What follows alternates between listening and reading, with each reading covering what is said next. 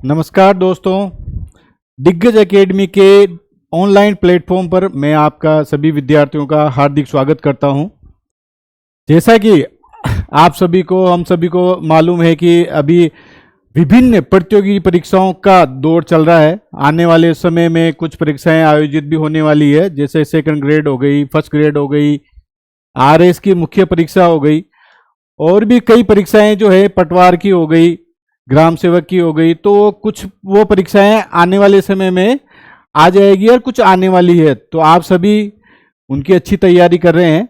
तो उसी क्रम में आपकी तैयारी अच्छी हो सके तो दिग्गज एकेडमी जो है वो आपके लिए लेकर आए हैं उस परीक्षा की सबसे सटीक, सबसे सुंदर तथा सबसे जो है विश्वसनीय सामग्री, पाठ्य सामग्री, जिसे पढ़कर आप कोई सा भी एग्जाम हो, चाहे वो फर्स्ट ग्रेड का है, सेकंड ग्रेड का है, पटवारी का है या आपका अन्य कोई भी एग्जाम है जो राज्य स्तर का है, तो उसमें आप सफल होंगे। तो ये प्रयास हम करेंगे। तो दोस्तों, किसी भी एग्जाम में जो है सिलेबस में, किसी भी पेपर के सिलेबस में आज एक टॉपिक जो अपन पढ़ने जा रहे हैं, जनरल साइंस, सामान्य विज्ञान, वो एक महत्वपूर्ण विषय बन गया है जिसकी जानकारी जो है प्रत्येक विद्यार्थी को होनी जरूरी है। दोस्तों, कई विद्यार्थी जो है वो साइंस से हैं, कई कॉमर्स से हैं, कई अलग अलग जो स्ट्रीम है, अलग अलग जो अपने विषय रहे हैं, 11वीं 12वीं बीए एमए जिसमें है, उससे जो संबंध रखते हैं। तो जो साइंस के विद्यार्थी है उनके लिए तो जो जनरल साइंस को पढ़ना है वो थोड़ा सा आसान होता है, परंतु जो अन्य स्ट्रीम के जो विद्यार्थी हैं उनको पढ़ना थोड़ा सा साइंस का है, कठिन लगता है। परंतु दोस्तों, अपन जिस हिसाब से पढ़ेंगे, जिस तरह से पढ़ेंगे, जिस माहौल में पढ़ेंगे, तो आप सभी साइंस को जो है वो आसानी से पढ़ पाएंगे, याद कर पाएंगे। ऐसा प्रयास हम करेंगे ताकि जो साइंस का विषय है आपके लिए बिल्कुल टिप्स पे हो जाए। इस तरह से आपको पढ़ाया जाएगा। जो लैंग्वेज रहेगी, जो मैटर की, जो कोर्स की, वो बिल्कुल सिंपल लैंग्वेज रहेगी जिसे आपको याद करने में बिल्कुल आसानी रहेगी। तो आपका ज्यादा वक्त नहीं लेते हुए अपन मेन विषय पे चलते हैं। तो जनरल साइंस का जो मेन विषय जो आज, उसमें से कुछ टॉपिक जो अपन पढ़ने जा रहे हैं, आज पहला टॉपिक जो पढ़ने जा रहे हैं वो टॉपिक जो है अपना वो है ग्रंथियां, अंतःस्रावी तंत्र। अब दोस्तों, ग्रंथियों का नाम सुनते ही ये आता है कि कोई गांठ होगी शरीर में या किसी प्रकार की बीमारी होगी, तो ऐसा नहीं है। ग्रंथि का मतलब ये है कि अपना जो शरीर है, मनुष्य का जो शरीर है, वो कई प्रकार की कोशिकाओं से, कई प्रकार के छोटे छोटे अंगों से मिलकर बना होता है। तो सबसे छोटा जो अपना पार्ट होता है शरीर का जो होता है वो होता है कोशिका।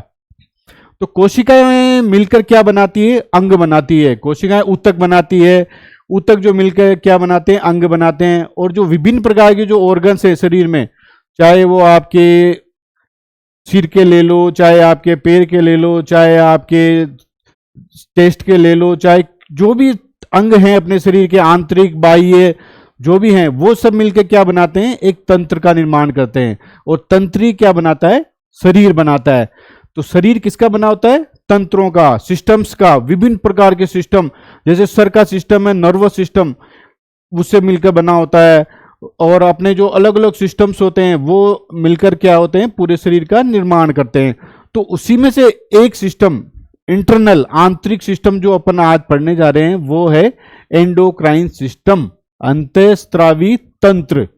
तो ग्रंथियां क्या होती है दोस्तों? अंतःस्रावी तंत्र में आती है। अंतःस्रावी तंत्र क्या होता है? वो अपना जो आंतरिक जो वातावरण होता है शरीर का, अंदर का जो अपना शरीर का वातावरण होता है, उसको नियमित या उसको नियंत्रित बनाए रखने का कार्य कौन करता है? अंतःस्रावी तंत्र। तो अंतःस्रावी तंत्र जो है वो क्या होता है? विभिन्न प्रकार की ग्रंथियों से मिलकर बना होता है। अब अपन देखते हैं कि ग्रंथियां किसे कहते हैं? ग्लैंड्स। ग्रंथियां जो है वो अपन कहते हैं, ग्रंथियां है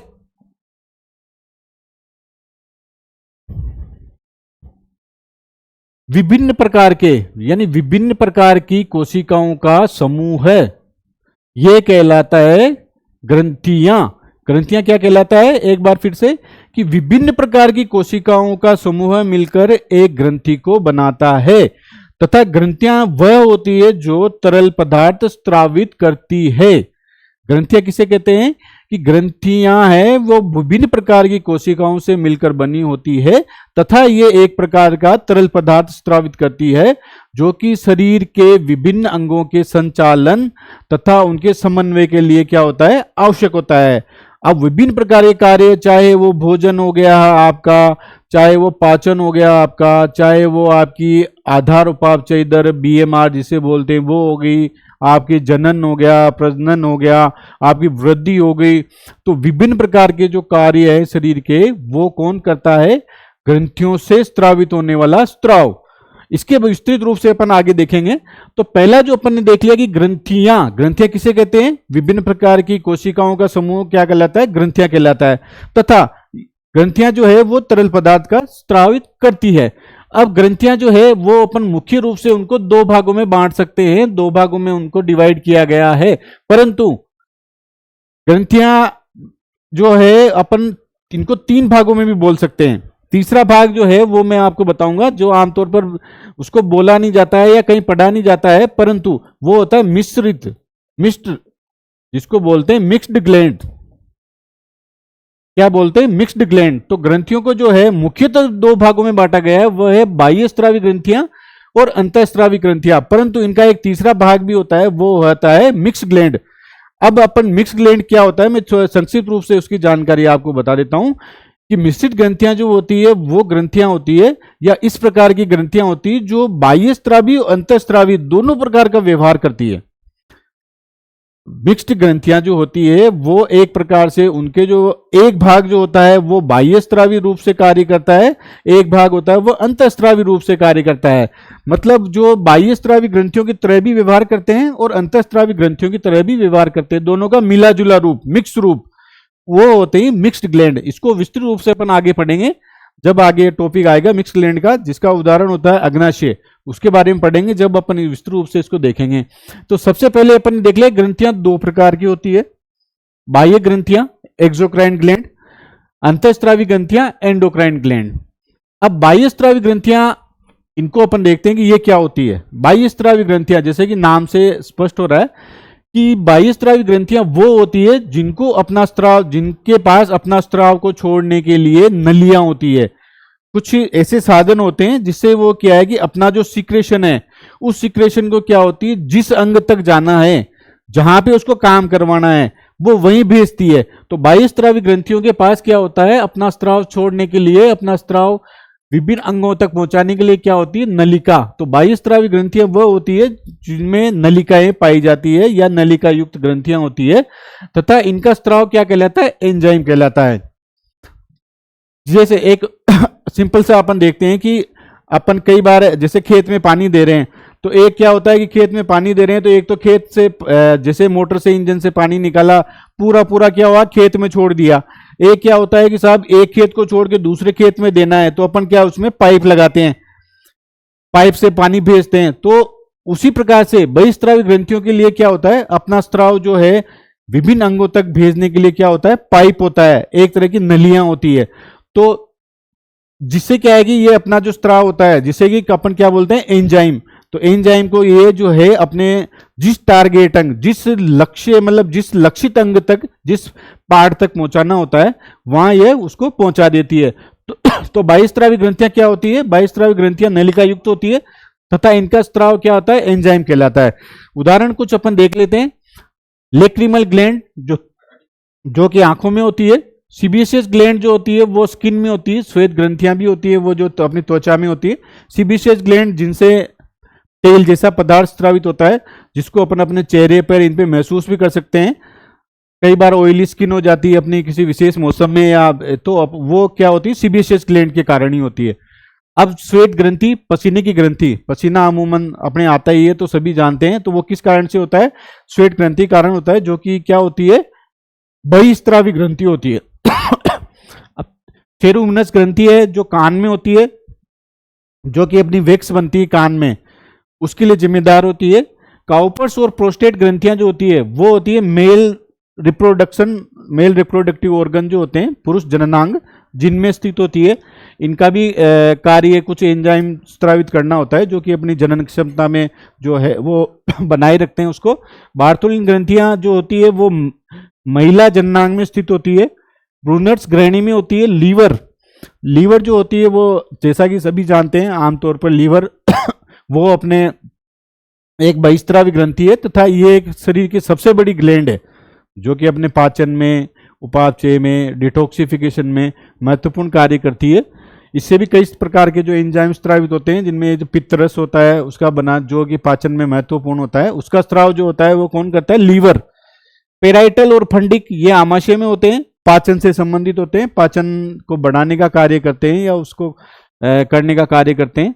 पेरोटिड, सबमेंडुबुलर और सबलिंगुअल ये ग्रंथियां जो होती है वो लार में स्थित होती है। लार ग्रंथियां जिनको बोलते हैं सलाइवा ग्लैंड्स। ये अपनी ओरल केविटी, अपनी जो मुख गुहा होती है, जो सबसे पहले जो अपन भोजन करते हैं दांतों से जो चबाकर आगे के जो भाग में जाता है वो अपनी ओरल कोई केविटी होती है, जिसको बोलते हैं मुख गुहा। तो वहां पर ये जो है लार ग्रंथियां स्थित होती है। ये भी एक पाचन में ही महत्वपूर्ण कार्य करती है। तो बाह्यस्रावी ग्रंथियां अपन ने पढ़ ली। बाह्यस्रावी ग्रंथियां जो है नलिका युक्त होती हैं। इनके स्राव को छोड़ने के लिए इनके पास अपनी नलिकाएं होती है, अपना सिस्टम होता है, जिससे ये अपने स्राव क्या होती है, उन अंगों तक पहुंचा देती जहां पर उनको कार्य करना है।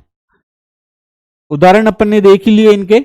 और इनका जो स्राव होता है वो कहलाता है एंजाइम। यहाँ एक ये दोनों, ये एक चीज समझना बहुत जरूरी है अंतःस्रावी ग्रंथि और बाह्यस्रावी ग्रंथि में, कि इनके जो स्राव है उनको अपन को क्या बोलते हैं। अब अपन लेते हैं अंतःस्रावी ग्रंथियां। एंडोक्राइन सिस्टम जो अपन पढ़ रहे हैं, अंतःस्रावी तंत्र।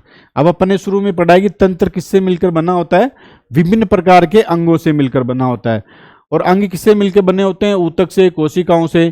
तो अंतःस्रावी तंत्र, अंतःस्रावी तंत्र जो वो तंत्र है जो अंतःस्रावी ग्रंथियों से मिलकर बना होता है। बहिस्रावी ग्रंथियां संख्या में अनेक होती है, परंतु अंतःस्रावी ग्रंथियां जो होती है वो संख्या में 8 या 9, जो अब तक रिसर्च में, अब तक किताबों में, या अब तक जो अपन ने पढ़ी है वो 8 या 9 इस प्रकार की ही होती है। तो अंतःस्रावी ग्रंथियां मिलकर अंतःस्रावी तंत्र का निर्माण करती है, तथा अंतःस्रावी तंत्र जो होता है वो शरीर के आंतरिक वातावरण को बनाए रखने का कार्य करता है, उसको रेगुलेशन का, या वो सही तरह से कार्य कर सके वो कार्य करता है। तो अंतःस्रावी ग्रंथियां क्या होती? अंतःस्रावी ग्रंथियां वह ग्रंथियां हैं जिनके पास अपना स्राव छोड़ने के लिए किसी प्रकार का कोई साधन नहीं होता, कोई नलिका, कोई डक्ट, कुछ भी नहीं होता है। तो ये अपना स्राव जो होता है उसको क्या करते हैं? डायरेक्ट जो रुधिर होता है, ब्लड, उसमें सीक्रेट करते हैं। तो वहां से ये स्राव जिस अंग को जाना होता है तो रुधिर के द्वारा परिवहन होके उस अंग तक पहुंच जाता है। तो बाह्यस्रावी ग्रंथियों, अंतःस्रावी ग्रंथियों में एक मुख्य अंतर ये हो गया कि बाह्यस्रावी ग्रंथियों के पास अपनी नलिका होती है, अंतःस्रावी ग्रंथियों के पास क्या होती है? नलिकाएं नहीं होती है। वो अपना स्राव जो है वो डायरेक्ट ब्लड में सीक्रेट करते हैं, तथा वहां से वो विभिन्न अंगों तक जहां उसको कार्य करना होता है वहां पे पहुंच जाता है। अब आगे देखते हैं कि अंतःस्रावी ग्रंथियों का स्राव हार्मोन कहलाता है, बहिस्रावी ग्रंथियों का स्राव क्या कहलाता है? एंजाइम। और अंतःस्रावी ग्रंथियों का स्राव जो क्या कहलाता है? हार्मोन। जो अपना मुख्य जो टॉपिक है, जिस टॉपिक को अपन पढ़ेंगे वो हार्मोन है। और हार्मोन को पढ़ने के लिए अपन को क्या है? पूरा अंतःस्रावी तंत्र है उसका अध्ययन करना पड़ेगा। तो भाई अंतःस्रावी ग्रंथियों का स्राव हार्मोन कहलाता है। आगे अपन विस्तृत रूप से जब पढ़ेंगे कि कौन सी ग्रंथि से, कौन सी अंतःस्रावी ग्रंथि से कौन सा हार्मोन निकलता है, उसके क्या कार्य हैं, उसकी अधिकता से, उसकी कमी से शरीर में क्या प्रभाव पड़ते हैं, कौन कौन से रोग होते हैं, उनको अपन विस्तृत रूप से आगे लेंगे। अब अंतःस्रावी ग्रंथियों के कुछ जो अपन एग्जाम्पल देख लेते हैं। थायराइड ग्रंथि, पैराथायराइड ग्रंथि, पीयूष ग्रंथि, एड्रिनल ग्रंथि, पीनियल ग्रंथि, थाइमस ग्रंथि, वृषण ग्रंथि और ओवरीज, अंडाशय ग्रंथि। ये मुख्य मुख्य प्रकार की अंतःस्रावी ग्रंथियां हैं जिनको अब तक वैज्ञानिकों द्वारा खोजा गया है, जिनके ऊपर रिसर्च हुए हैं, जिनको पढ़ा गया है। और अपन भी पिछली क्लासों से या अपन स्कूल लाइफ से, कॉलेज से जो है वो इन्हीं ग्रंथियों को अपन पढ़ते आ रहे हैं। तो आगे इन ग्रंथियों के बारे में अपन विस्तृत रूप से अध्ययन करेंगे। तो अपने देख ही लिया कि अंतःस्रावी ग्रंथियां वो होती है जो अपना स्राव रक्त में स्रावित करती है, ये नलिकावीन ग्रंथियां होती है। तो अंतःस्रावी ग्रंथियों के स्राव जो होते हैं वो हार्मोन कहलाते हैं। अंतःस्रावी ग्रंथियों के उदाहरण अपन ने देखे ही है, थायराइड ग्रंथि, पैराथायराइड, पीयूष, एड्रिनल, पीनियल, टेस्टीज हो गए, ओवरीज हो गई। तो ये विभिन्न प्रकार की अंतःस्रावी ग्रंथियां हैं। इनको एक डायग्राम से अपन ये देख लेते हैं। ये आप बताया गया है एक पिक्चर के द्वारा कि ये जो ग्रंथियां हैं वो अपने मनुष्य के शरीर में किस किस जगह मोटे मोटे रूप से देख लेते हैं स्रावित स्थित होती है। जैसे पीनियल ग्रंथि मस्तिष्क में होती है, पिट्यूटरी ग्रंथि ये भी मस्तिष्क में स्थित होती है, थायराइड और पैराथायराइड ग्रंथियां जो होती है वो गले में स्थित होती है, थाइमस ग्रंथि जो होती है वो अपनी चेस्ट में, वक्ष में, जो अपना हार्ट होता है उसके समीप स्थित होती है, हृदय के समीप। ओवरी जो होती है ये केवल फीमेल में पाई जाती है, ओनली महिला में पाई जाती है, संख्या में 2 होती है।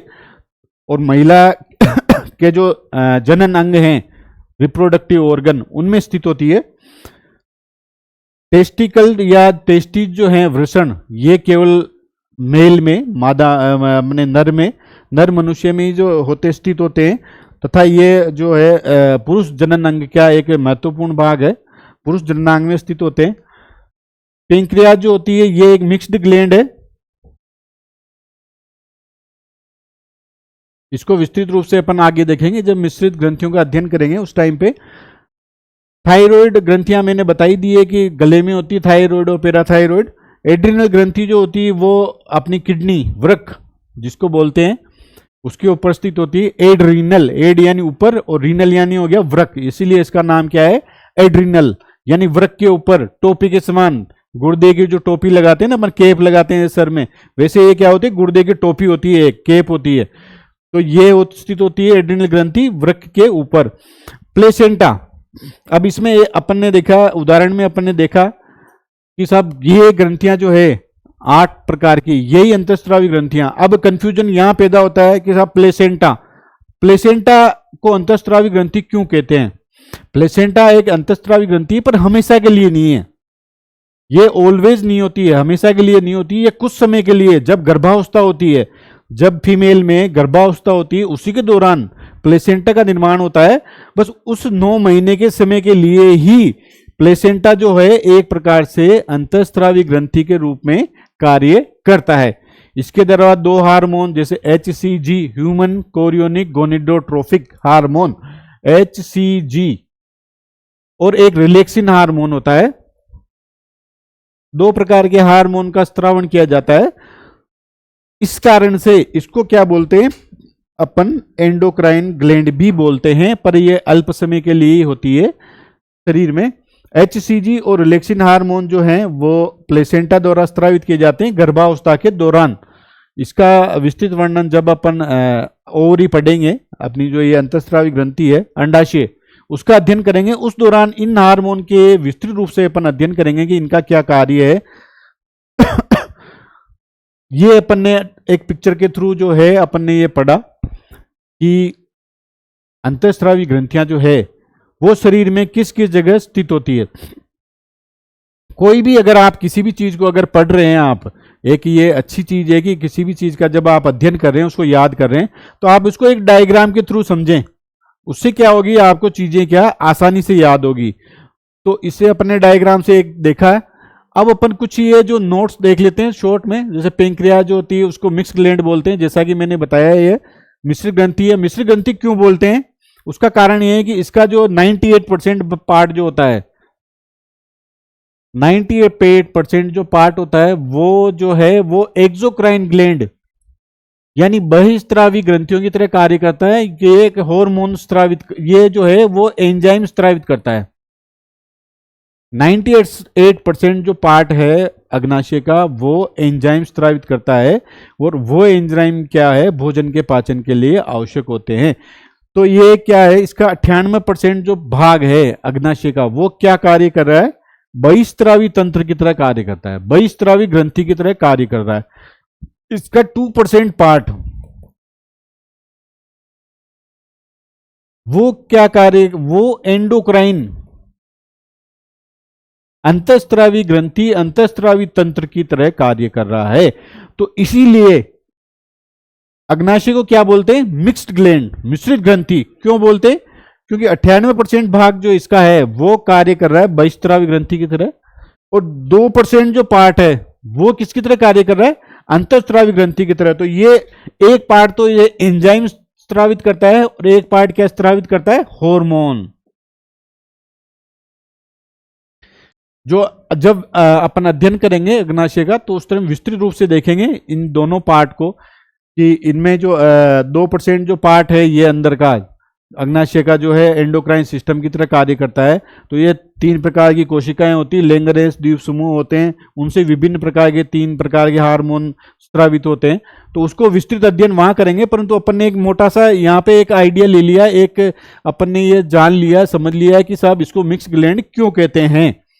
Hypothalamus supreme commander of endocrine system या head master of endocrine glands, biological clock भी बोलते हैं इसको, या न्यूरो एंडोक्राइन ग्लैंड भी बोलते हैं हाइपोथैलेमस को। हाइपोथैलेमस जो है वो मस्तिष्क में स्थित होता है, एक मस्तिष्क का एक पार्ट होता है, सॉरी मस्तिष्क का एक पार्ट है अपने हाइपोथैलेमस, और जो क्या करता है, जो अंतःस्रावी तंत्र जो है अपना एंडोक्राइन सिस्टम जो है उसको नियंत्रित करता है। हाइपोथैलेमस से कुछ प्रकार के जो स्राव स्रावित होते हैं जिनको रिलीजिंग फैक्टर अपन बोलते हैं, तो वो रिलीजिंग फैक्टर क्या करते हैं कि जो अंतःस्रावी ग्रंथियां हैं अपनी, जो भी एंडोक्राइन ग्लैंड्स है, उनको उत्तेजित करने का कार्य या उनको नियंत्रित करने का कार्य जो है वो करते हैं। यानी उन रिलीजिंग फैक्टर जो हैं जो स्रावित किए जाते हैं हाइपोथैलेमस से, तो उन्हीं के आधार पर जो ये अंतःस्रावी ग्रंथियां हैं उन्हीं के निर्देशानुसार क्या होती है, अपने हार्मोन का स्राव करती है, या करना है नहीं करना है, ये डायरेक्शन कौन प्रदान करता है अंतःस्रावी ग्रंथियों को, हाइपोथैलेमस। इसीलिए इसको क्या बोलते हैं, head master of endocrine glands, या न्यूरो एंडोक्राइन ग्लैंड्स, या supreme commander of endocrine glands. यानी अंतःस्रावी तंत्र का एक भाग ना होते हुए भी, मतलब अंतःस्रावी तंत्र को पूरा जो है वो नियंत्रित करने का कार्य कौन करता है, हाइपोथैलेमस। मस्तिष्क का एक भाग है, इसमें ये अपने शरीर में जो तापमान है, टेम्परेचर है, उसको भी नियंत्रित करने का कार्य करता है। तो हाइपोथैलेमस में ही अपना तापमान सेट पॉइंट होता है टेम्परेचर का। पीयूष ग्रंथि मास्टर ग्रंथि भी बोलते हैं इसको, क्योंकि अपनी खुद के स्त्राव के साथ साथ, अपनी खुद के कार्य के साथ साथ ये 4-5 प्रकार की जो ग्रंथियां हैं अपनी, जैसे पीनियल ग्रंथि होगी, थायराइड होगी, टेस्टिज, ओवरी हो गई, और इन एड्रिनल होगी, इनके जो हार्मोन स्रावित होते हैं उनको भी ये क्या होता है, कंट्रोल करता है। यानी पीयूष ग्रंथि से भी इस तरह के हार्मोन स्रावित होते हैं जो कि अन्य जो अंतःस्रावी ग्रंथियां हैं उनके हार्मोन को स्रावित होने के लिए उनको क्या करता है, ये उत्तेजित करता है, एक्साइट करता है कि आप हार्मोन स्रावित करें अपने। तो इसलिए इसको क्या बोलते हैं, मास्टर। यानी सभी जो अंतःस्रावी ग्रंथियां हैं अपनी उनको भी कंट्रोल करता है ये भी, और इनको सबको कंट्रोल कौन करता है, हाइपोथैलेमस। और पीयूष ग्रंथि क्या है, बाकी अन्य सभी ग्रंथियां 4-5 प्रकार की, उनको क्या होता है, ये कंट्रोल करता है। थायराइड ग्रंथि लार्जेस्ट एंडोक्राइन ग्लैंड है। अब यहां पे एक बात ध्यान देने योग्य ये है कि liver largest gland of body, यानी शरीर की सबसे बड़ी ग्रंथि कौन सी है, वो होती है लीवर। और क्वेश्चन आ गया कि शरीर की सबसे बड़ी अंतःस्रावी ग्रंथि कौन सी है, तो वो है थायराइड ग्रंथि। कई बार जल्दबाजी में या हड़बड़ी में अपन पेपर को पूरा पढ़ नहीं पाते क्वेश्चन को, तो उस समय अपन को थोड़ा सा ये ध्यान देना है कि अगर पेपर में पूछा गया है कि सबसे बड़ी ग्रंथि कौन सी है, वो है लीवर, और सबसे बड़ी जो अंतःस्रावी ग्रंथि अगर पूछी है तो आपका आंसर क्या होगा, थायराइड ग्रंथि। सबसे छोटी ग्रंथि जो है वो पीनियल ग्रंथि होती है। अब अपन पढ़ते हैं हार्मोन। हार्मोन किससे स्रावित होते हैं, अंतःस्रावी ग्रंथि से। अंतःस्रावी ग्रंथि का स्राव हार्मोन कहलाता है। हार्मोन मुख्यतः अमीनो एसिड तथा स्टेरॉइड के बने होते हैं। हार्मोन का जो नाम जो है वो सबसे पहले जो नाम दिया था इसको अर्नेस्ट और स्टर्लिंग ने जो है वो हार्मोन शब्द उजागर किया था, हार्मोन शब्द का नाम दिया था। तथा प्रथम आइसोलेटेड हार्मोन जो है वो इंसुलिन हार्मोन है, जिसको लैब में बनाया गया था, पृथक किया गया था, वो हार्मोन है इंसुलिन, जिसको कि बेटिंग और मैकेड ने जो है वो आइसोलेटेड किया था। अब हार्मोन के क्या काम है? हार्मोन जो है अपने शरीर के कई कार्यों का जो है वो रेगुलेशन करते हैं, नियमन करते हैं, तथा शरीर जैसे कि शरीर की वृद्धि हो गया, शरीर का विकास हो गया, शरीर का बैलेंस बनाए रखना हो गया, जनन का जो अपना कार्य है, अपने व्यवहार हैं, अपने जो लक्षण हैं, उन सबको क्या होते हैं? हार्मोन रेगुलेट करते हैं, उनको कंट्रोल करते हैं। तो हार्मोन का क्या अपने शरीर में बहुत बड़ा योगदान है। अपने शरीर के कई कार्यों में हार्मोन की बहुत बड़ी भूमिका होती है। तो ये हार्मोन के कार्य हो गया। हार्मोन की परिभाषा अपन ने देख ली कि अंतःस्रावी ग्रंथियों के स्राव जो होते हैं वो हार्मोन कहलाते हैं। हार्मोन अमीनो एसिड, प्रोटीन और स्टेरॉइड्स के बने होते हैं। इनका नाम जो है अर्नेस्ट ओस्टरलिंग ने दिया था। तथा हार्मोन के कार्य जो हैं शरीर के कई प्रकार के कार्यों का ये नियमन करते हैं। वृद्धि हो गया, विकास हो गया, आपकी मेटाबॉलिज्म होगी, आपका व्यवहार हो गया, आपका रिप्रोडक्शन हो गया। तो उन सबको ये क्या करते हैं? उनमें अपना योगदान करते हैं। उनको अच्छी तरह बनाए रखने में, उनको अच्छी तरह करने में शरीर में क्या होता है? ये अपना योगदान प्रदान करते हैं। अब अपन जो है विस्तृत रूप से अपन ने अंतःस्रावी ग्रंथियां देखी, परिभाषा समझ ली, उनके प्रकार समझ लिए, डायग्राम के थ्रू अपन ने देख लिया किस किस जगह जो है वो अपनी स्थित होती है। अब अपन जो है आगे उन अंतःस्रावी ग्रंथियों को एक एक करके विस्तृत रूप से उनको अध्ययन करते हैं।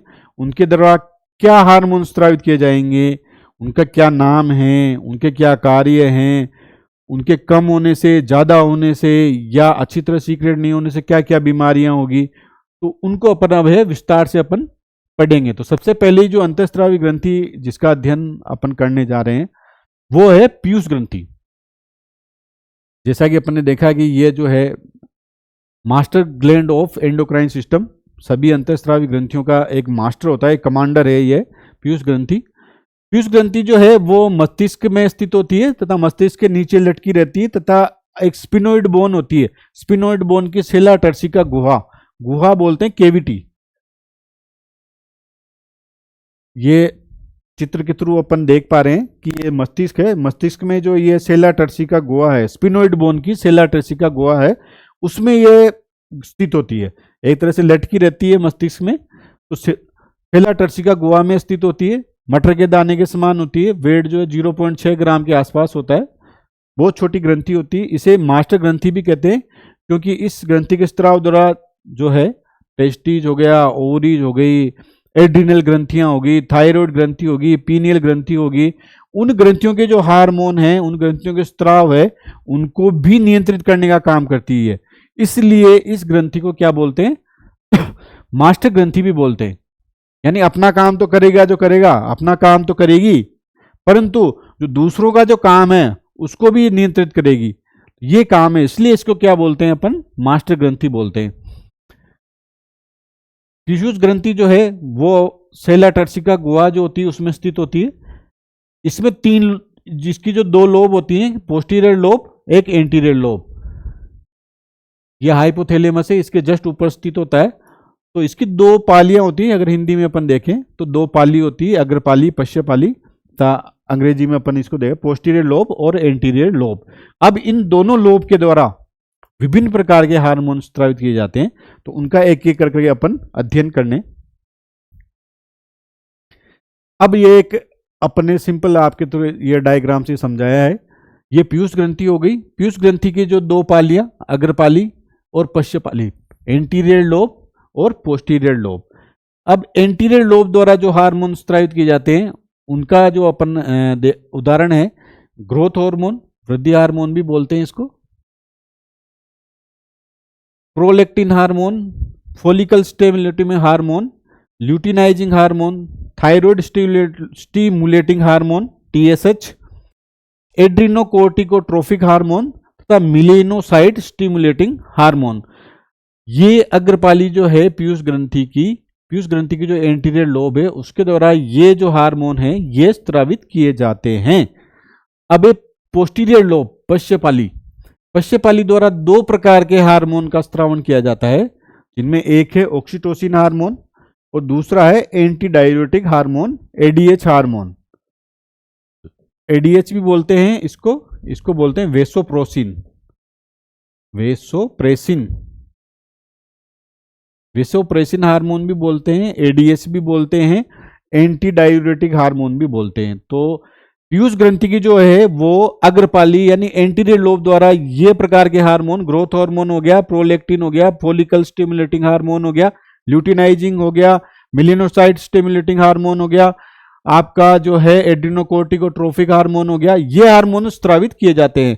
तथा जो पश्चपाली है पोस्टीरियर लोब, उसके द्वारा ऑक्सीटोसिन हार्मोन तथा एंटी डाययूरेटिक हार्मोन, दो प्रकार के हार्मोन का स्त्रवण किया जाता है। अब इनको एक एक अपन आगे विस्तृत रूप से पढ़ते हैं, अध्ययन करते हैं इनका।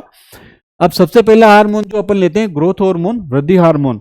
वृद्धि हार्मोन जो है वो पीयूष ग्रंथि की जो है अग्रपाली एंटीरियर लोब द्वारा स्रावित होता है। अब अगर इस हार्मोन, ये हार्मोन जैसा कि नाम से अपन को स्पष्ट हो रहा है, वृद्धि हार्मोन यानी शरीर की जो वह ग्रोथ उसको नियंत्रित करता है, यानी इस हार्मोन के स्त्रवण के ऊपर ही अपने शरीर की वृद्धि वो होती है, नियंत्रित होती है, या अपने वृद्धि जो है उसको कम होने में, ज्यादा होने में इस हार्मोन का बहुत बड़ा योगदान है। मतलब अगर शरीर की जो है अगर संतुलित मात्रा में, बैलेंस्ड मात्रा में अगर वृद्धि होनी है, या उसके लिए क्या है, ग्रोथ हार्मोन की जो है स्त्रवण है वो भी शरीर में, या उसकी मात्रा जो है शरीर में वो भी एक बैलेंस होनी चाहिए, जब भी आपके शरीर की वृद्धि जो है वो नियमित रूप से होगी। ग्रोथ हार्मोन जो है अगर बच्चों में उसकी कमी हो जाए तो उसके कारण क्या होता है, बोनापन हो जाता है बच्चों में, बच्चे छोटे रह जाते हैं। आपने कई बार देखा होगा कि कई बच्चे 7-8 साल के बच्चे हो जाते हैं, परंतु उनकी हाइट जो है 1 फीट 1.5 फीट या उतनी रहती है। तो उन सीधा सीधा उन बच्चों में यह अर्थ है कि उनमें जो ग्रोथ हार्मोन जो है पीयूष ग्रंथि के द्वारा स्रावित होता है, उस हार्मोन की क्या है, कमी है। तो इस कारण के क्या हो जाते हैं, वो बच्चे बोने रह जाते हैं। अगर बच्चों में ज्यादा स्रावित हो गया, ज्यादा मात्रा में ग्रोथ हार्मोन, तो उन बच्चों में क्या हो जाता है, भीमकायता आ जाती है, महाकायता आ जाती है। अपन ने कई बार देखा है कुछ बच्चे जो हैं 5 साल की उम्र के या 6 साल की उम्र के अपन ने देखे होंगे, परंतु वो ऐसे लगते हैं जैसे वो 20 साल के हैं, 15 साल के हैं। मोटे मोटे हाथ पैर हो गया उनके, लंबे हो गए, चेहरा मोटा हो गया, मतलब भीमकाय रूप से विशाल ऐसे दिखाई देते हैं। तो जियांटिज्म जिसको बोलते हैं, महाकायता की तरह दिखाई देते हैं। तो उनमें क्या होता है, वृद्धि हार्मोन जो है उसकी मात्रा क्या होती है, सामान्य से अधिक स्रावित हो जाती है। उसलिए उस हार्मोन को क्या अपन क्या बोलते हैं, ये अधिकता हो गई साहब इसकी ग्रोथ हार्मोन की। तो इसके कारण क्या होगा, बच्चे बड़े दिखाई देते हैं अपनी उम्र से। तो ये अपन ने पढ़ लिया कि ग्रोथ हार्मोन जो है अगर उस कमी होगी, उसकी कम स्रावित हो रहा है शरीर में, तो अगर बच्चों में बाल्यावस्था में अगर उसका स्त्रवण कम होता है तो उसी कमी से क्या हो जाता है, बोनापन हो जाता है बच्चों में। और अधिक स्रावित हो गया तो उसी कमी से, उसकी अधिकता से क्या होगा, भीमकायता, महाकायता हो जाएगी, अपनी उम्र से बड़े लगेंगे बच्चे। अगर वयस्क में, एक एडल्ट में अगर अपन देखते हैं कि ग्रोथ हार्मोन जो है अगर वो अपनी मात्रा से ज्यादा या अपनी मात्रा बैलेंस से कम या ज्यादा अगर स्रावित होता है तो उसमें क्या प्रभाव पड़ते हैं। अगर वयस्क में जो है ग्रोथ हार्मोन की अगर कमी होगी तो उसमें उसके कारण जो उनको एक प्रकार का रोग हो जाता है, उसको बोलते हैं सीमंड्स रोग।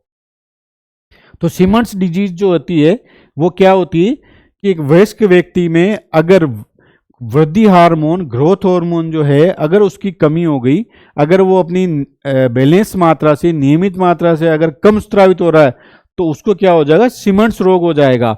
उसके लक्षण क्या होंगे, शरीर में थकान हो जाएगी, उसका वजन कम हो जाएगा, त्वचा जो है वो भूरी और काली पड़ जाएगी, उसकी जो जनन क्षमता है, प्रजनन की जो उसकी इच्छा है या क्षमता, एबिलिटी है, वो क्या हो जाएगी, कम हो जाएगी। तो ये होता है सीमंड्स रोग। कई बार पूछा भी जाता है प्रतियोगिता परीक्षाओं में कि पीयूष ग्रंथि के द्वारा जो है वृद्धि हार्मोन जो स्रावित किया जाता है, अगर उसकी वयस्कों में अगर कमी हो गई तो उसके कारण क्या होगा, सीमंड्स रोग हो जाएगा उनको।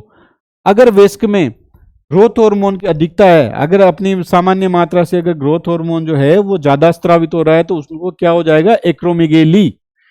वृद्धि हार्मोन की वयस्कों में अधिकतम मात्रा में सीक्रेट होने के कारण जो होने वाला रोग है वो क्या कहलाता है, एक्रोमेगेली। अब इस रोग में क्या होगा साहब, जो प्रभावित होगा उसमें क्या लक्षण होंगे, उसके नाक, कान, हाथ, पैर क्या होंगे, बड़े हो जाएंगे। सामान्य जो अपनी साइज होती है, सामान्य जो अपना पैरामीटर होता है इन चीजों का, उस पैरामीटर से ये उसके जो अंग हैं उस रोगी के, जिसको एक्रोमेगेली है, तो ये सामान्यतः से बड़े दिखेंगे। आवाज क्या हो जाएगी, बड़ी हो जाएगी। आदमी क्या होगा, वजन ज्यादा हो जाएगा, भारी हो जाएगा। तो भारी होगा तो क्या होगा, जोड़ों में दर्द होगा, उसके जितने भी जॉइंट हैं, हाथ के, पैरों के, गर्दन के, कंधे के, सभी जोड़ों में क्या होगा, पेन होगा।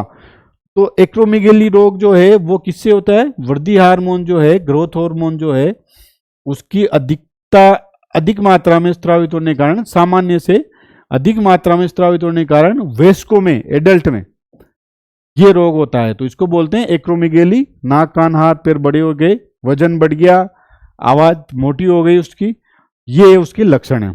आगे अपन देखते हैं। दूसरा हार्मोन है जो पीयूष ग्रंथि की जो एंटीरियर लोब है उससे स्रावित होने वाला है, वो है प्रोलेक्टिन हार्मोन। प्रोलेक्टिन, लेक्ट मतलब क्या होता है, लेक्ट से संबंध है कि दूध। लेक्ट का जो हिंदी अर्थ होता है वो क्या होता है, दूध। तो प्रोलेक्टिन हार्मोन आप समझ गए, लेक्ट का मतलब समझिए कि ये दूध से रिलेटेड हार्मोन है।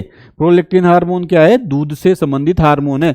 महिलाओं में बच्चे के जन्म के बाद क्या होता है, उनके स्तन में जो दूध बनने की प्रक्रिया होती है, वो प्रक्रिया किस हार्मोन के कारण होती है, प्रोलेक्टिन हार्मोन के कारण। अगर प्रोलेक्टिन सही मात्रा में स्रावित हो रहा है तो वो दूध बनने की प्रक्रिया जो है महिलाओं में बच्चे के जन्म के बाद वो शुरू हो जाएगी। तो बच्चों में जो है वो दूध निर्माण की प्रक्रिया को कौन बढ़ाता है, प्रोलेक्टिन हार्मोन। इसलिए इस हार्मोन को क्या बोलते हैं, मिल्क फॉर्मेशन हार्मोन, दूध बनाने वाला हार्मोन। अगर परीक्षा में आ गया कि दूध बनाने वाला हार्मोन कौन है महिलाओं में, तो क्या आंसर होगा, प्रोलेक्टिन हार्मोन। याद कर ले अच्छी तरह। तीसरा हार्मोन जो है फॉलिकल स्टिमुलेटिंग हार्मोन है, एफएसएच जो है वो अपने फीमेल्स होती है, मादा जननांगों में जो है वहां पे ये कार्य करता है, एस्ट्रोजन हार्मोन के निर्माण को बढ़ाता है तथा फीमेल्स एग्स के निर्माण में सहायक होता है। यानी महिलाओं के जो रिप्रोडक्टिव जो सिस्टम है, महिला जननांग है महिलाओं का, तो उनको सक्रिय करने में, उनको सही तरीके से कार्य करने में क्या है, एफएसएच हार्मोन का बहुत बड़ा योगदान होता है। इसकी अच्छी मात्रा में स्रावित होता है तो महिलाओं में जो जनन क्षमता है वो अच्छी तरह बनी रहती है। चौथा हार्मोन है ल्यूटिनाइजिंग हार्मोन, ये भी महिलाओं के जनन तंत्र से संबंधित है। ये एस्ट्रोजन और प्रोजेस्टेरोन का निर्माण बढ़ाता है तथा महिलाओं में जो अंडोत्सर्ग जो होता है, ओवुलेशन, ओवुलेशन को अपन आगे देखेंगे जब ओवरी का अध्ययन करेंगे, अंतःस्रावी ग्रंथि अपनी महिला की अंडाशय, उसका अध्ययन करेंगे, उस टाइम पे ओवुलेशन देखेंगे। ओवुलेशन क्या होता है, मैं मोटा मोटा एक बता देता हूँ। ओवुलेशन क्या होता है कि महिलाओं में जो मेंस्ट्रुअल पीरियड होता है, मासिक धर्म जो होता है, रजोधर्म, उसके 14वें दिन जब अंडा जो होता है वो अंडाशय से फूटकर, ओवरी से फूटकर अंडवाहिनी जिसको बोलते हैं, फेलोपियन ट्यूब भी बोलते हैं इसको, फेलोपियन ट्यूब, यानी यहां पर जो अंडा, जिस ग्राफिन पुटिका होती है, एक पुटिका होती है, उसमें अंडा लगा रहता है, तो वो अंडा क्या होता है, ल्यूटिनाइजिंग हार्मोन के कारण जब महिलाओं का 14वें दिन, 13वें 14वें दिन का जो पीरियड होता है या दिन होता है उनके मासिक धर्म का, उस दिन जो है ये अंडा जो है ये ओवरी के जो ग्राफिन पुटिका होती है यहाँ से निकल के ये फेलोपियन ट्यूब में आ जाता है। फेलोपियन ट्यूब में जो है वो निषेचन होता है, अंडा और शुक्राणु दोनों मिलते हैं। तो अंडोत्सर्ग यानी यहां से ओवरी से अंडे के फेलोपियन ट्यूब में आने की प्रक्रिया, ओवुलेशन, अंडा फूटने की प्रक्रिया, अंडा निकलने की प्रक्रिया, यानी ओवरी से अंडा निकलने की प्रक्रिया जो है उसको बोलते हैं ओवुलेशन। तो ओवुलेशन के लिए कौन जिम्मेदार होता है, ल्यूटिनाइजिंग हार्मोन, और ये पीयूष ग्रंथि की अग्रपाली, एंटीरियर लोब के द्वारा स्रावित होता है। पांचवा है थायराइड स्टिमुलेटिंग हार्मोन। थायराइड आप समझ रहे हैं, थायराइड ग्रंथि से संबंधित है।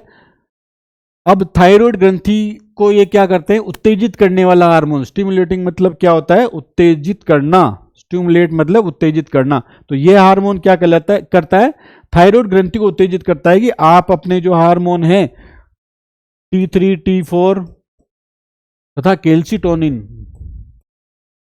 थायराइड ग्रंथि द्वारा जो हार्मोन स्रावित किए जाते हैं, उन हार्मोनों को स्रावित करने के लिए, सीक्रेशन करने के लिए उनको कौन उत्तेजित करता है, पीयूष ग्रंथि। तो पीयूष ग्रंथि का कौन सा hormone, thyroid stimulating hormone, TSH। अब अपन पढ़ते हैं छठा है एड्रिनोकोर्टिकोट्रोफिक हार्मोन। यह हार्मोन जो क्या करता है, एड्रिनल ग्रंथि होती है, एड्रिनल ग्रंथि को उत्तेजित करता है। किसके लिए? हार्मोन सीक्रेशन के लिए। एल्डोस्टेरोन जो हार्मोन है वो एड्रिनल ग्रंथि द्वारा सीक्रेशन किया जाता है उसका, तो उसके लिए उत्तेजित कौन करता है, इसको एक्साइट कौन करता है? एडिनोकोर्टिकोट्रोफिक हार्मोन, फ्यूज ग्रंथि। अब मिलिनोसाइड स्टिमुलेटिंग हार्मोन, मिलिनोसाइड जो है वो, मिलिनोसाइड जो संबंधित होते हैं वो पीनियल ग्लैंड से संबंधित होते हैं, पीनियल ग्लैंड से संबंधित होते हैं। पीनियल ग्लैंड से क्या होते हैं? मिलेलिन वर्णक जो है वो बनते हैं। तो उन मिलेलिन को बढ़ने के लिए, वर्णक को बनने के लिए क्या होता है? मिलिनोसाइड स्टिमुलेटिंग हार्मोन चाहिए होता है, जो कौन स्रावित करता है? पीयूष ग्रंथि की अग्रपाली। तो ये क्या करती है? पीनियल ग्रंथि को जो है वो स्टिमुलेट करती है अपने वर्णक संश्लेषण के लिए, मिलिनोसाइड्स के संश्लेषण के लिए। तो ये हो गया आपका MSH, मिलिनोसाइड स्टिमुलेटिंग हार्मोन, जो किससे स्रावित होता है? पीयूष ग्रंथि की अग्रपाली से। अब अपन देखते हैं कि पश्चपाली, पोस्टीरियर जो पार्ट जो है उसके द्वारा अपन ने देखा था कि दो हार्मोन स्रावित किए जाते हैं, एक हार्मोन ऑक्सीटोसिन, तो दूसरा हार्मोन जो स्रावित किया जाता है वो हार्मोन स्रावित किया जाता है ADH। तो पश्चपाली द्वारा याद कर लें, दो हार्मोन स्रावित किए जाते हैं और दोनों ही महत्वपूर्ण हार्मोन है, इंपोर्टेंट हार्मोन है। अधिकतर अक्सर जो विभिन्न प्रतियोगिता परीक्षाएं हैं उनमें क्या होता है, पूछा जाता है यह हार्मोन या इन हार्मोन के कार्य जो है उनमें पूछे जाते हैं। तो सबसे पहला जो हार्मोन वो स्रावित होता है ऑक्सीटोसिन हार्मोन। ऑक्सीटोसिन हार्मोन अधिकतर लोगों ने इसका नाम सुना भी होगा। ऑक्सीटोसिन हार्मोन प्रसव पीड़ा का हार्मोन है, दुग्ध स्रावी हार्मोन है, भावुकता, स्नेह, प्यार का हार्मोन है, फलों को पकाने में भी काम आता है। तथा मवेशी जो है अक्सर जो है, जो अपने जो दूध का बिजनेस करते हैं या दूध का धंधा करते हैं, वो लोग क्या करते हैं कि जो मवेशी होते हैं, जो जानवर होते हैं, उनको क्या करते हैं? ऑक्सीटोसिन का इंजेक्शन लगा देते हैं। तो उससे क्या होता है? ऑक्सीटोसिन के इंजेक्शन से क्या होता है कि जो पशुओं के जो उनके ब्रेस्ट हैं, उनकी जो मांसपेशियां होती है वो क्या होती है? रिलैक्स हो जाती है, शिथिल हो जाती है। तो उनका जितना भी मिल्क है, उनमें जितना भी दूध है, वो सारा का सारा क्या होता है? बिना किसी अवरोध के, बिना किसी उसके वो स्रावित हो जाता है, सारा दूध को निचोड़ लेते हैं। ये करते हैं, इसका ये क्या दुरुपयोग है।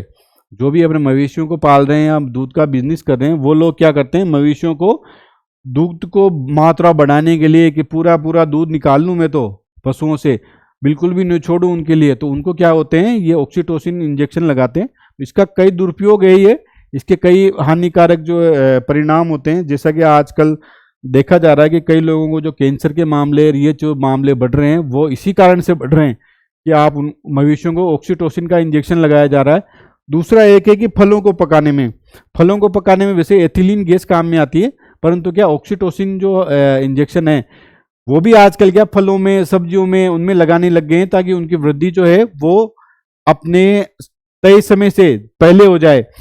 अभी कई बार आपने क्या होता है कि देखा होगा कि लौकी जो शाम को है वो बेल में छोटी सी है और सुबह देखा तो वो बहुत बड़ी हो गई। तो उनमें भी क्या है, ये इस तरह के इंजेक्शन लगाए जाते हैं ऑक्सीटोसिन हार्मोन के। तो ये क्या है कि अब बहुत हानिकारक है, परंतु इसका दुरुपयोग होता है। तो ये दोनों इसके क्या है? दुरुपयोग है। मवेशियों से पूरा दूध निकालना तथा फलों को पकाना, ये एक दुरुपयोग है ऑक्सीटोसिन हार्मोन का। अब जब भी आप अपने स्नेहिल जन हैं, जो भी आपके मित्र हैं, अपने घर वाले हैं, अपने आपके जो है परिवार वाले हैं, उनसे आप जब भी मिलते हैं, उनसे बैठते हैं, बातें करते हैं प्यार भरी, तो जो हार्मोन उस समय स्रावित होता है वो हार्मोन होता है ऑक्सीटोसिन। यानी ऑक्सीटोसिन हार्मोन जो है वो आपके व्यवहार को, यानी आपके प्यार भरे व्यवहार को, आपके स्नेह को, उसको नियंत्रित करने का कार्य करता है। या उसके लिए जिम्मेदार कौन है? वो ऑक्सीटोसिन हार्मोन। जब भी आप अपने मित्रों के, आपके गले लगेंगे तो आपके शरीर में क्या होगा? ऑक्सीटोसिन हार्मोन की मात्रा बढ़ जाएगी। तो ऑक्सीटोसिन हार्मोन क्या है? लव हार्मोन भी बोलते हैं इसको, प्यार का हार्मोन है ये। अब इसको दुग्ध स्रावी हार्मोन, अभी अपन ने एक हार्मोन देखा था कि जो अग्रपाली द्वारा स्रावित किया जाता है, वो था आपका है prolactin hormone, PH, prolactin hormone. और एक अपन देख रहे हैं ये ऑक्सीटोसिन हार्मोन। अब ये थोड़ा कंफ्यूजन की स्थिति है, तो मैं इसको क्लियर कर देता हूं एक बार कि प्रोलैक्टिन हार्मोन जो होता है वो दुग्ध निर्माण से संबंधित होता है। मतलब जब भी बच्चा पैदा हुआ तो उसकी माँ के जो स्तनों में है, उसके बाद दूध बनेगा, वो बनने के लिए कौन जिम्मेदार होता है? Prolactin hormone. और दूध, उस दूध का स्त्राव होने के लिए, बाहर निकलने के लिए आसानी से, उसके लिए कौन जिम्मेदार होता है? Oxytocin hormone. तो इसको तो कहते हैं मिल्क फॉर्मेशन हार्मोन, और इसको क्या कहते हैं? Milk secretory hormone. तो ये इन दोनों में अंतर है। कई बार पेपर में, एग्जाम में आ भी जाता है कि सब दुग्ध स्रावी हार्मोन कौन सा है? तो ऑक्सीटोसिन आएगा। दूध निर्माण का हार्मोन कौन सा है? तो प्रोलैक्टिन हार्मोन आएगा। दोनों में अंतर समझना जरूरी है। दोनों ही मिल्क से, दूध से संबंधित है, परंतु एक क्या करता है? दूध को बना रहा है, और एक क्या कर रहा है? दूध का स्त्राव कर रहा है। तो इसलिए इस हार्मोन को क्या बोलते हैं? मिल्क सिक्रेटरी हार्मोन, दुग्ध स्त्रावी हार्मोन। यानी मादा में दूध के स्त्राव होने के लिए किस हार्मोन का होना जरूरी है, या सही मात्रा में, बैलेंस मात्रा में, नियमित मात्रा में जो है उसका स्त्राव होना जरूरी, वो हार्मोन है ऑक्सीटोसिन हार्मोन। अब प्रसव पीड़ा का हार्मोन प्रसव पीड़ा का हार्मोन इसको क्यों बोलते हैं? क्योंकि जब भी बच्चे का जन्म होता है तो वो जो है अपनी सर्विक्स जो गर्भाशय की जो नली मुंह है उसको सर्विक्स बोलते हैं। गर्भाशय से जो यूट्रस से जो बच्चा है वो सर्विक्स में आएगा। सर्विक्स से जो अपनी जो ये केनाल है इसको बोलते हैं वेजाइना। वेजाइना के थ्रू जो बाहर आएगा।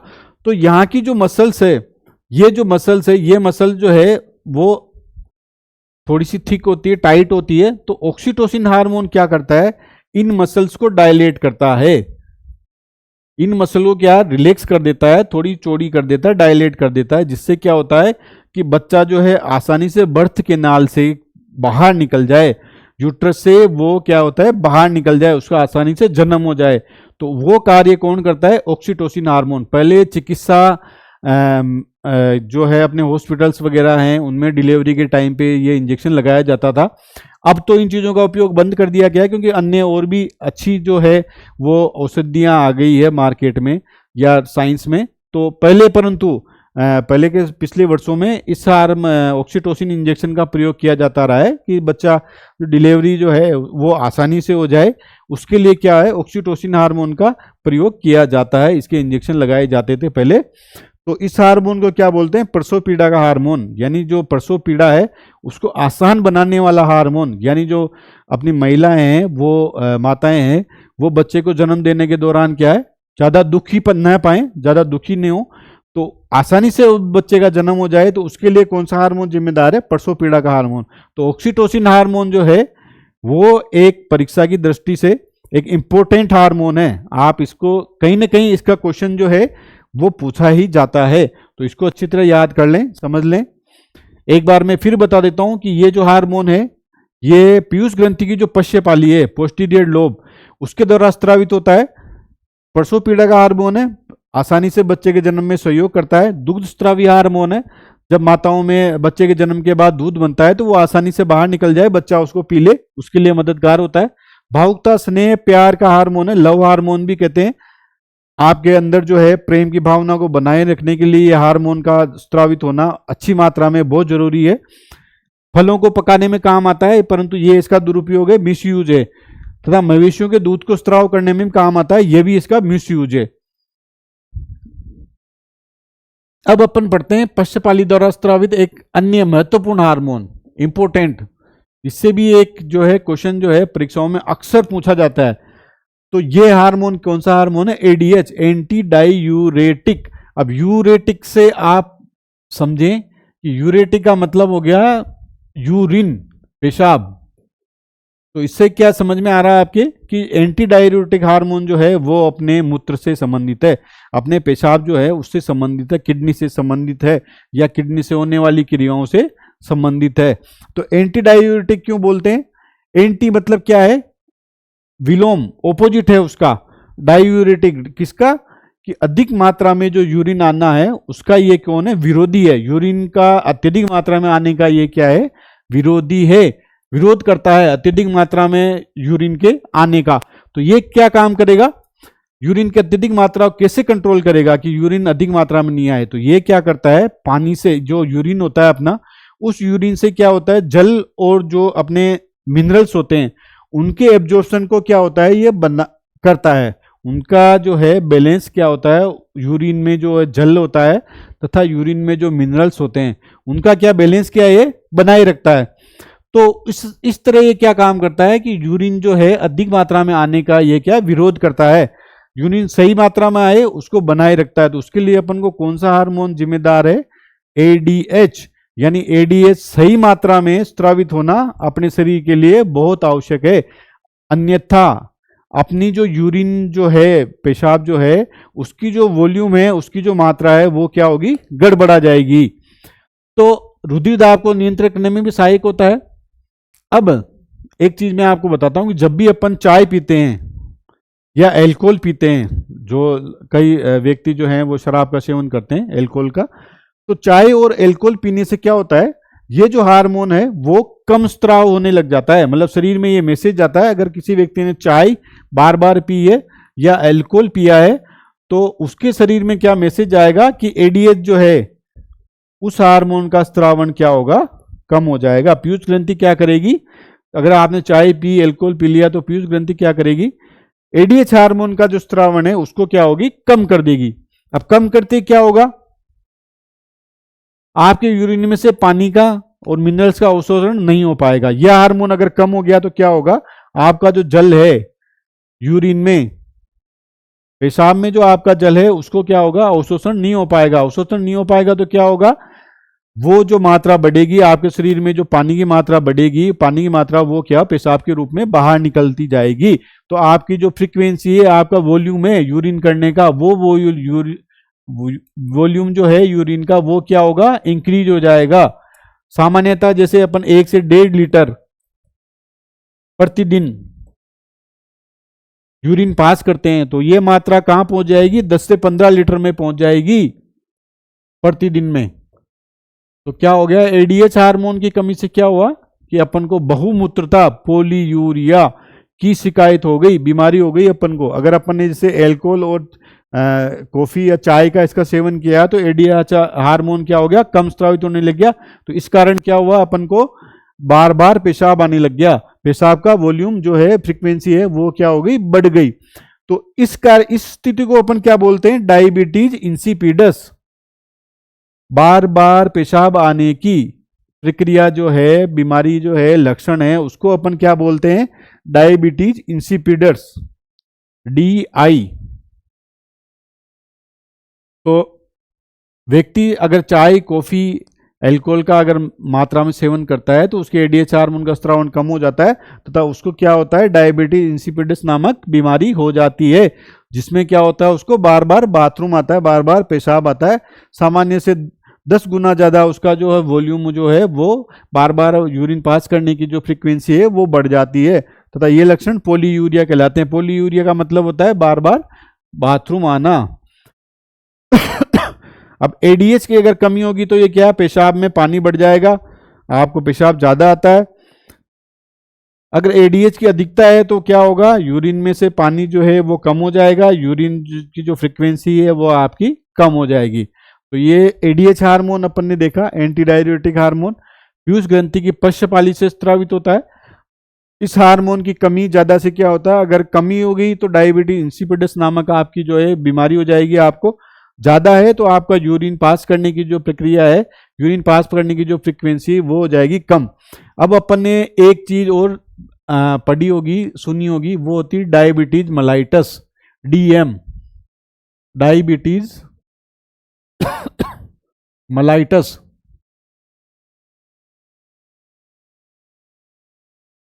और एक चीज अपन ने पढ़ी है diabetes insipidus, DI, diabetes insipidus. दो चीजें अपन ने पढ़ी, डायबिटीज मेलाइटस और डायबिटीज इंसिपिडस। तो इन दोनों में अंतर समझना अपन को जरूरी है। डायबिटीज मेलाइटस का विस्तृत रूप से अध्ययन जब अपन पेंक्रियाज पढ़ेंगे अग्नाशय, उस टाइम पे करेंगे कि जो मधुमेह है, जिसको बोलते हैं अपन डायबिटीज को क्या बोलते हैं, मधुमेह है, यह भी एक प्रकार की बीमारी है। और इसमें भी सेम लक्षण, बार बार बाथरूम आना, बाथरूम की जो आपकी प्रक्रिया है या बाथरूम की फ्रीक्वेंसी है वो बढ़ जाना, परंतु इन दोनों में क्या अंतर होता है? एक लक्षण इनका सेम है कि दोनों में पॉलीयूरिया की स्थिति होगी, दोनों में बार बार बाथरूम आएगा, परंतु डायबिटीज इंसिपिडस में जो बाथरूम आता है वो क्या होता है? स्वादहीन होता है, उसमें ग्लूकोज नहीं होता है, केवल उसमें होता है जल और उसमें होता है लवण, और उसका कलर जो है वो भी जो सामान्य जो बाथरूम का कलर है वही कलर होता है। परंतु डायबिटीज मेलाइटस यानी मधुमेह जो है अपना, उसमें पॉलीयूरिया की स्थिति होती है, बार बार अपन को बाथरूम आता है, परंतु उसमें जो है यूरिन में क्या होता है? ग्लूकोज की उपस्थिति होती है।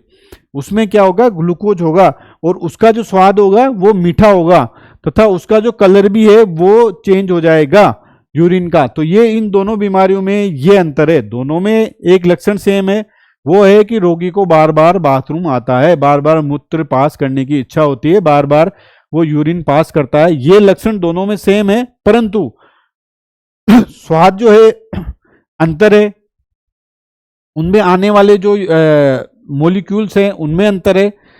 डायबिटीज इंसिपिडस में जो बाथरूम आता है उसमें लवण होते हैं, जल होता है, तथा डायबिटीज मेलाइटस में जो बाथरूम आता है उसमें ग्लूकोज की मात्रा होती है, स्वाद में मीठा होता है। तो इन दोनों बीमारियों में ये अंतर होता है। कई बार इसके ऊपर भी क्वेश्चन पूछे जाते हैं। तो अक्सर क्वेश्चन पूछा डायबिटीज इंसिपिडस का, तो अपना एक अपन को पता है कि अपन ने पढ़ी है डायबिटीज मेलाइटस, तो अपन सेम इसी को करके आ जाते हैं। तो इन दोनों में ये अंतर समझना जरूरी है कि डायबिटीज इंसिपिडस क्या होता है, डायबिटीज मेलाइटस क्या होती है। तो डायबिटीज इंसिपिडस जो बीमारी है वो anti diuretic hormone ADH hormone की कमी के कारण होती है, तथा डायबिटीज मेलाइटस जो होती है वो इंसुलिन हार्मोन की कमी के कारण होती है। ये एक मोटा मोटा इनमें अंतर है कि डायबिटीज मेलाइटस वो क्या होता है? अग्नाशय द्वारा स्रावित होने वाला हार्मोन, जिसको इंसुलिन बोलते हैं अपन, अगर वो कम स्रावित होने लग जाए तो उसको मधुमेह हो जाती है, व्यक्ति को डायबिटीज मेलाइटस हो जाती है। परंतु अगर एडीएच हार्मोन, पीयूष ग्रंथि स्रावित होने वाला हार्मोन, अगर वो कम हो जाता है तो उसको क्या हो जाती है? डायबिटीज इंसिपिडस नाम की बीमारी हो जाती है। तो इन दोनों जो अवस्थाएं हैं, दोनों बीमारियां हैं, डायबिटीज नाम एक इंसिपिडस है, एक मेलाइटस है, दोनों में अंतर है। दोनों में बहुमूत्रता की स्थिति होती है, परंतु दोनों के यूरिन में जो है स्वाद में तथा यूरिन के जो मोलिक्यूल्स होती हैं उनमें अंतर होता है, तथा दोनों अलग अलग हार्मोन की कमी से होने वाली बीमारियां हैं। तो अपन ने पीयूष ग्रंथि जो है उसको विस्तार रूप पढ़ा। उसकी दो लोब होती है, anterior lobe, posterior lobe. Anterior lobe से जो स्रावित होने वाला हार्मोन है उनको भी अपन ने देखा, उनके क्या कार्य हैं तथा उनकी कमी से ज्यादा से क्या रोग उत्पन्न होते हैं। पोस्टीरियर लोब से स्रावित होने वाले हार्मोन, उनको भी अपन ने देखा कि उनकी कमी से, उनकी अधिकता से जो है वो कौन से प्रकार की जो है बीमारियां हो जाती है व्यक्ति में। उन सब चीजों को अपन ने पढ़ा। तो आज के लिए इतना। अगले जो अध्याय है अपना साइंस का, जो अपनी क्लासें अनुरत चलती रहेगी, तो उनमें अपन अगली जो है अपनी अंतःस्रावी ग्रंथियों के बारे में अपन अध्ययन करेंगे। तो सभी दोस्तों को, सभी विद्यार्थियों को बहुत बहुत शुभकामनाएं आगामी परीक्षाओं के लिए। तो आप फॉलो करते रहें, शेयर करते रहें, हमसे जुड़े रहें, और आपको जो है अच्छे से अच्छा जो मैटर है परीक्षाओं के तैयारी करने के लिए वो हम उपलब्ध कराएंगे। साथियों बहुत बहुत धन्यवाद।